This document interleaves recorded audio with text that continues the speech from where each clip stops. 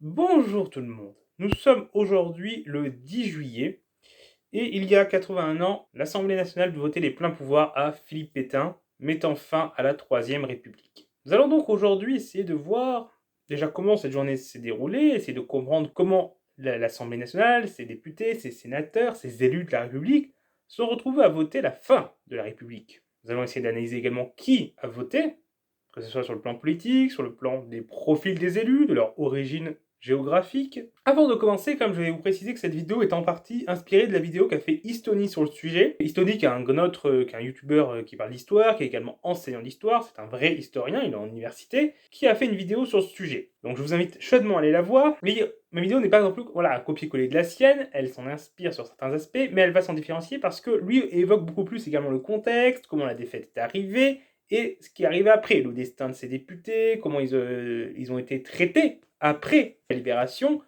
Là où moi je vais me concentrer vraiment sur le 10 juillet lui-même, analyser ce 10 juillet. Du coup, il y aura beaucoup de choses qui ne seront pas dites dans cette vidéo, et il y aura quelque chose qui n'est pas dit dans cette vidéo qui seront dites ici. Donc cette vidéo permet à la fois donc d'apprendre plus de choses sur le 10 juillet en lui-même, tout en faisant quand même une vidéo plus courte que la sienne pour les personnes qui ne veulent pas passer une heure à regarder une vidéo. Néanmoins, si le sujet vous intéresse et que vous avez le temps, je vous invite chaudement à aller voir sa vidéo. Donc commençons. Ce 10 juillet 1940, les parlementaires sont convoqués à Vichy, au Grand Casino, pour un vote d'une grande importance. Ils sont convoqués par le président Albert Lebrun à la demande du nouveau président du Conseil, Philippe Pétain. L'armistice a été signé le 22 juin, ce qui actait la défaite de la France dans la guerre contre l'Allemagne, une défaite lourde, écrasante et rapide. Or, il y a une tradition en France qui s'était un peu instituée après l'abdication de Napoléon Ier après sa défaite, après la chute du Second Empire, après la défaite face à la Prusse et ses alliés, avec la bataille de Sedan, c'est que lorsqu'un régime perdait lourdement, il devait être changé. Donc déjà, ça posait l'idée que la Troisième République avait vécu et qu'il était temps de passer à autre chose. Et c'est dans ce contexte donc que le vote des pleins pouvoirs constitutionnels va être effectué. Parce qu'en effet, le 10 juillet, ce n'est pas en réalité le vote des pleins pouvoirs absolus. Non, c'est les pleins pouvoirs constitutionnels. Si ainsi on lit l'article qui est voté, un article unique, il dit « L'Assemblée nationale donne tout pouvoir au gouvernement de la République sous l'autorité et la signature du maréchal Pétain à l'effet de promulguer par un ou plusieurs actes une nouvelle constitution de l'État français. Cette constitution devra garantir les droits du travail, de la famille et de la patrie. Elle sera ratifiée par la nation et appliquée par les assemblées qu'elle aura créées. La présente loi constitutionnelle, délibérée et adoptée par l'Assemblée nationale, sera exécutée comme loi de l'État, fait à Vichy le 10 juillet 1940 par le président de la République Albert Lebrun, le maréchal de France, président du Conseil, Philippe Pétain. » Donc, Pétain n'a pas le pouvoir en soi de diriger librement le pays. Techniquement, la constitution de la Troisième République est censée rester en activité jusqu'à qu'une nouvelle constitution soit élaborée par lui et son gouvernement, et qu'elle soit adoptée par la nation, donc normalement par un référendum. Bon, au final, tout ça n'aura pas lieu. Dès le lendemain, Pétain va mettre fin à la République en proclamant 3 actes constitutionnels qui ne seront absolument jamais validés par la nation, mais qui vont entrer en action et mettre fin à la Troisième République. Alors, au-delà de ce que le vote impliquait. Lors de ce vote, Pétain n'est pas présent. C'est Pierre Laval qui est à la manœuvre. Il présente ainsi le projet du gouvernement, le projet qui avait été présenté au gouvernement le 29 juin et qui avait été validé le 4 juillet. Le 8 juillet, ce projet est présenté aux parlementaires et les deux chambres, le Parlement avec les députés et le Sénat avec les sénateurs, vont séparément le 9 juillet voter le principe de l'acte constitutionnel. Les deux chambres, donc le Parlement et le Sénat, vont voter séparément le principe de la révision constitutionnelle, ce qui ouvre ensuite la réunion des deux chambres en Assemblée nationale pour voter définitivement ce principe de révision constitutionnelle et les pleins pouvoirs constitutionnels à Philippe Pétain. Il n'y a pas de débat ce 10 juillet techniquement. La séance ne comprendra pas de débat. À la base, il y avait des interventions qui étaient prévues, mais le président du Sénat, Jules Genenay, va clôturer les débats et donc il n'y aura pas d'intervention à ce sujet. Néanmoins, il y aura une réunion informelle le matin durant laquelle Pierre Laval va du coup manœuvrer. Il va ainsi affirmer, entre autres, que les commissions parlementaires vont continuer de travailler avec le gouvernement et que la nouvelle constitution va certes avoir un pouvoir exécutif plus fort, mais dans le but d'assurer la stabilité. Et il réaffirme le fait que la nation entière sera consultée. Donc il donne des garanties démocratiques aux parlementaires afin de les rassurer les plus méfiants. Et en l'absence d'intervention des opposants, au final, l'opposition n'arrivera pas à se faire entendre. Et donc la séance en soi dure de 14h à 14h30. Ensuite, une commission mixte, donc avec des représentants sénateurs et députés, se réunit, fait un rapport qui soutient le projet de Laval, qui va être ensuite voté un peu après 17h. Résultat de ce vote, 570 voix pour, 358 députés et 212 sénateurs, 80 votes contre, 57 députés, 23 sénateurs et 20 abstentions. Il est alors souvent dit que c'est la chambre du Front populaire qui a voté les pleins pouvoirs à Pétain. Souvent, si on dit c'est la gauche, celle qui a gouverné avec Léon Blum, qui a donné les pleins pouvoirs à Pétain. Mais c'est quand même beaucoup plus compliqué que ça et plusieurs historiens rejettent cette théorie. On peut citer ainsi par exemple Henri Rousseau, Éric Conan ou encore Olivier Vievorka. Il y a en effet plusieurs choses à savoir. Déjà, ce n'est pas le Parlement, ce n'est pas les députés seuls qui votent. C'est l'Assemblée nationale, donc les députés et les sénateurs. Or, les sénateurs sont bien plus à droite que les députés. Déjà, le Sénat a fait tomber le Front populaire. Le premier gouvernement Léon Blum est tombé à cause du Sénat, donc le Sénat était opposé au Front populaire. En plus, il y a quand même eu quelques changements en 4 ans parmi les députés. Oui, les députés ont été élus en 1936, c'était la chambre du Front populaire, mais il y avait une grande partie des députés communistes qui déjà ne siégeaient plus, puisque du coup, suite au pacte germano-soviétique, ils ont été déchus de leur mandat en janvier 1940. Ainsi, sur 76 députés, 62 ont été déchus de leur poste. Il n'en reste donc que 14, dont 3 étaient alors absents. Donc déjà, il y a 65 députés de gauche qui ne sont plus là. Ensuite, il y a les radicaux, qui à la base étaient dans le Front populaire, mais qui ont quitté la coalition. Et maintenant, ils gouvernent avec la droite. Ils sont dans une coalition de droite. Il faut ensuite noter plusieurs autres absents. Déjà, les morts. 17 députés parlementaires sont morts, déjà. 6 sont morts récemment au front. Il y en a 18 qui sont prisonniers de l'ennemi. Et il y a aussi les 27 parlementaires qui sont sur le Massilia. Ça, c'est des parlementaires qui sont partis vers l'Afrique du Nord. Et à la base, c'était un projet en fait de continuer le combat de là-bas. Et donc, c'était souvent des opposants à Philippe Pétain ou à l'abandon, à l'armistice, et donc ils auraient probablement été majoritairement à voter contre. Et ils étaient dans une grande majorité de gauche. 8 socialistes, 13 radicaux, un ancien PCF, donc un des 3 PCF absents du coup parmi les 14 siégeants encore, et 5 de droite. Donc clairement, l'Assemblée réunie là est bien plus à droite que la Chambre du Front populaire de 1936. Et ensuite, si on observe le détail des votes, sur les 80 votes contre, il y en a quand même 73 qui venaient de la gauche, et seulement 5 de la droite et 2 non inscrits. Au niveau des abstentions, 16 des 20 abstentions viennent de la gauche. Au niveau des votes pour, là aussi, il y a une majorité de gens de gauche, surtout avec les radicaux qui constituent un énorme groupe au Parlement et au Sénat.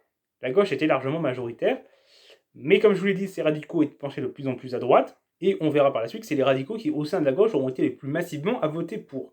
En tout cas, il y a 286 parlementaires classés à gauche qui votent pour, 237 qui sont classés à droite, et 46 sont sans étiquette. Sur l'ensemble des parlementaires, présents ou absents, 77% des parlementaires de droite ont voté pour, 54% de ceux de gauche. Donc oui, majoritairement les parlementaires de gauche ont voté pour, mais on voit moins que ceux de droite. Et si on regarde le ratio de vote contre, ratio de vote contre par rapport au vote pour, on a 20% de vote contre à gauche et seulement 2% à droite. C'est quand même un sacré écart. Si on regarde un peu plus en détail au sein de la gauche, sur les 11 parlementaires communistes qui sont présents, il y en a quand même en effet 8 qui votent pour et 3 qui votent contre.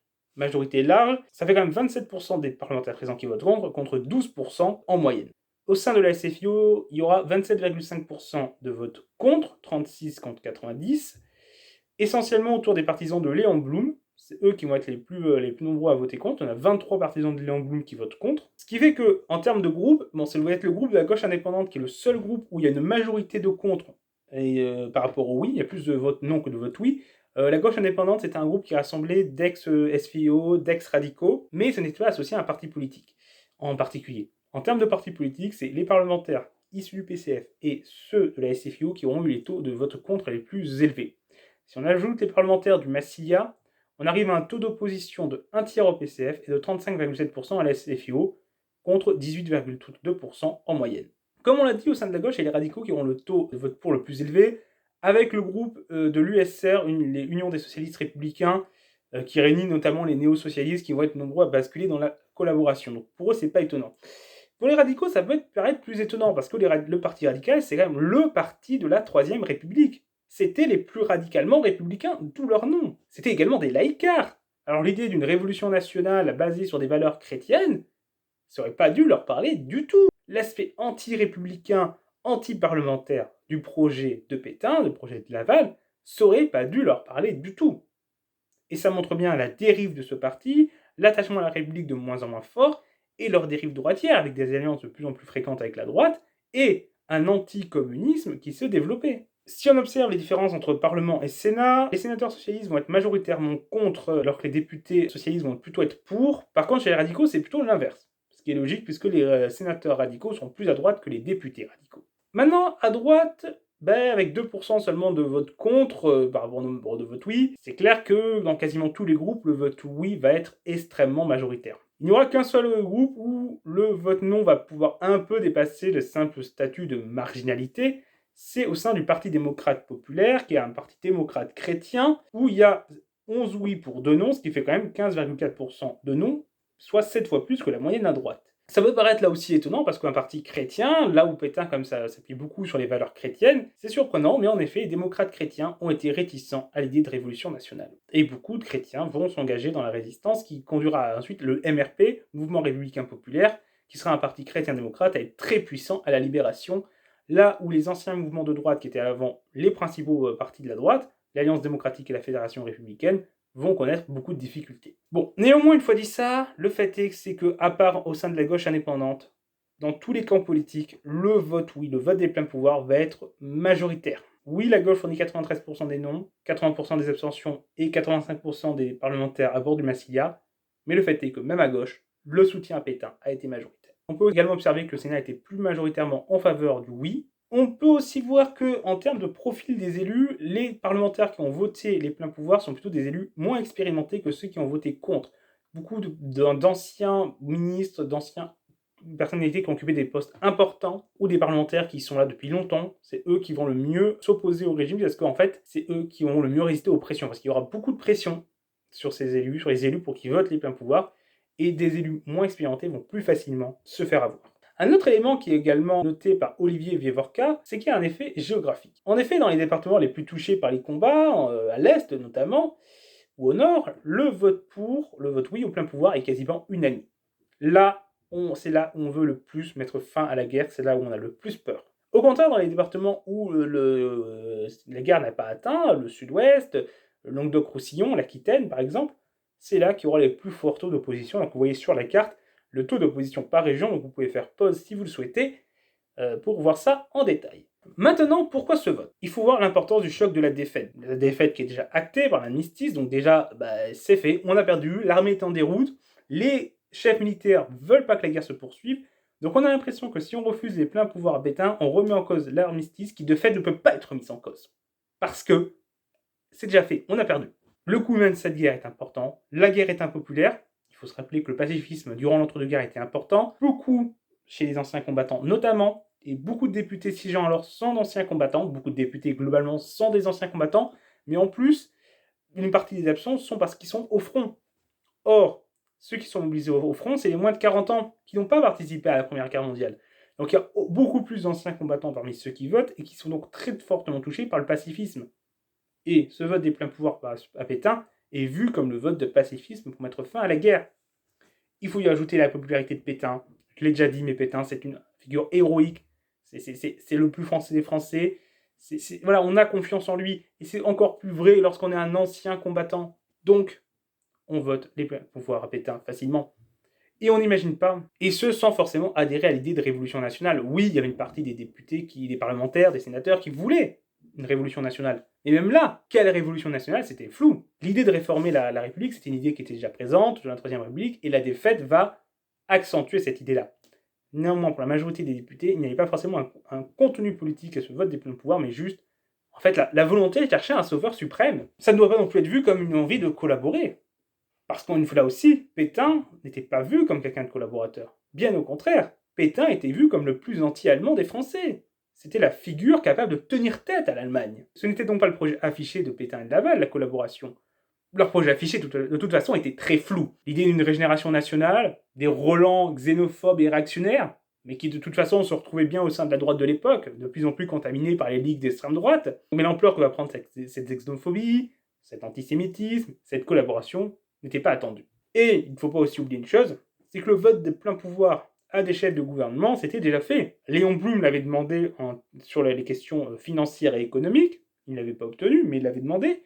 Daladier avait obtenu les pleins pouvoirs dans le cadre de la guerre, quelques temps auparavant. Donc au final, ça avait déjà été fait, pourquoi ça aurait été si particulier cette fois-ci? Pourquoi des parlementaires qui avaient voté les pleins pouvoirs à Daladier sans que ça ne remette en cause la République auraient hésité à le faire pour Pétain, en qui ils avaient confiance. Autre signe qui montre que ce vote des pleins pouvoirs ne signifiait pas forcément un soutien à la collaboration, c'est que plusieurs députés et sénateurs ayant voté les pleins pouvoirs vont s'engager plus ou moins activement dans la résistance. Certains de ces parlementaires étaient juifs et vont subir les persécutions du régime. Pierre Masse, par exemple, va mourir en déportation. Henri Maupoil, Georges Maurice vont également être déportés. Au total, 9 parlementaires seront exécutés et 51 déportés, 50 internés. Il faut aussi voir que des garanties avaient été données au parlementarisme, notamment du coup, le fait que la révision constitutionnelle devait être validée par la nation, que les deux chambres allaient continuer de fonctionner en attendant l'application de ces nouveaux actes constitutionnels. Cependant, dès le 11, elles vont être renvoyées par les actes constitutionnels. Cependant, les deux présidents vont pouvoir continuer de conserver un bureau qui fonctionne pendant encore un certain temps. Quant à l'idée de réviser la Constitution, c'était quelque chose qui était présent depuis longtemps, depuis les années 30. On voulait renforcer le pouvoir exécutif parce que la Troisième République fonctionnait moins bien, le parlementarisme montrait des limites et on voulait rationaliser le parlementarisme. C'était quelque chose qui était porté par les ligues d'extrême droite, c'était quelque chose également porté par d'autres personnalités, dont des personnalités considérées comme respectables. L'ancien président Gaston Doumergue voulait un tel projet. Et parmi les mouvements d'extrême droite qui réclamaient ce renforcement du pouvoir exécutif, certaines étaient massives. Les Croix de Feu, par exemple, ont compté des centaines de milliers d'adhérents, et le Parti social français qui en était issu en a compté jusqu'à 1 million. Et au final, le projet de renforcement du pouvoir exécutif, c'est ce qui va s'appliquer finalement. En 1958, la nouvelle constitution de la Ve République, portée par De Gaulle, qu'on ne peut pas accuser de pétainisme, vu son engagement quand même dans la France libre, c'est un renforcement du pouvoir exécutif. Et certains parlementaires qui ont pu voter oui le 10 juillet 1940, au final, ils ne voulaient que ce qu'a fait De Gaulle. Ce vote pouvait même paraître un vote de défense de la République. En effet, il y avait la crainte d'un coup d'État militaire qui aurait renversé la République. Et Pétain était présenté par Laval comme le rempart contre ce risque de coup d'État. Laval présentait ce jour-là le vote des pleins pouvoirs Pétain comme le rempart protégeant la République. Ironique. Laval va aussi, lors des discussions informelles, dire à plusieurs députés « Non, je ne veux pas que la France s'aligne sur les régimes totalitaires. Je ne veux pas que la France s'aligne sur le nazisme et le fascisme dans sa politique intérieure. » Néanmoins, Laval avait aussi tenu des propos contraires à d'autres moments. Laval était un grand habitué des doubles discours, du double langage, et les parlementaires qui ont choisi de le croire ont quand même bien voulu le croire. S'ils avaient voulu se méfier, ils avaient largement de quoi faire. Il y aura également des projets alternatifs qui vont être émis par des parlementaires, des sénateurs notamment, de en effet donner les pleins pouvoirs à Pétain, mais assurer plus de garanties à la République et au parlementarisme. Et Laval, on va là lâcher un peu de l'est, parce qu'à la base, la réforme constitutionnelle de Pétain ne devait pas être validée par la nation, mais par les assemblées créées par la nouvelle constitution. Donc en fait, Pétain aurait mis en place de nouvelles assemblées, et c'est elles qui auraient dû valider la constitution. Donc évidemment, dans une telle disposition, il n'y avait aucune garantie que ces assemblées soient démocratiques. Donc Laval avait dit « Ok, d'accord, du coup, ça sera la nation qui va pouvoir valider ou pas cette constitution. » Ce qui, du coup, donnait une garantie démocratique. Bon, au final, ça ne va rien changer, puisque ça ne sera jamais validé ni par une assemblée, ni par la nation. Il faut également voir la peur. La peur. Il y avait des menaces. Il y avait des mouvements ligueux qui menaçaient les parlementaires. Il y avait la peur de la guerre. L'armée allemande n'était plus très loin. Et beaucoup de parlementaires craignaient en votant non, également, ils allaient se faire arrêter. Ceux qui ont voté non étaient persuadés qu'ils allaient se faire arrêter immédiatement. En tout cas, beaucoup d'entre eux. Certes, au final, ce ne sera pas le cas, mais seront placés sous surveillance policière et vont subir la répression par la suite. Il faut également souligner, ce jour-là, l'absence d'engagement des 3 présidents. Les 3 figures principales de la République, Albert Lebrun, président de la République, Édouard Herriot, président de la Chambre des députés, et Jules Geneney, président du Sénat. Aucun des 3 ne va s'engager contre le projet des pleins pouvoirs Pétain. Ils vont respecter en fait un devoir de neutralité lié à leur fonction. Les présidents de chambre et le président de la République sont au-dessus de ça. Ils ne sont pas censés prendre position politiquement.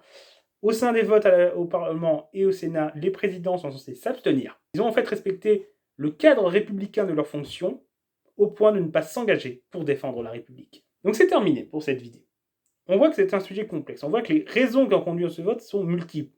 Qu'en effet, une partie des parlementaires qui ont voté pour étaient adhérés à l'idée de révolution nationale, à l'idée réactionnaire, xénophobe, antisémite. Une partie de la droite, depuis longtemps, voulait un rapprochement avec l'Allemagne nazie et l'Italie fasciste. Plus l'Italie fasciste que l'Allemagne nazie, souvent. L'Allemagne nazie, c'était quand même l'ennemi allemand, on était plus réticents. Mais un rapprochement avec l'Italie fasciste, en tout cas, c'était une idée qui était présente depuis longtemps au sein de la droite. Donc, le projet de Pétain pouvait leur plaire. Mais on voit que c'est allé bien au-delà.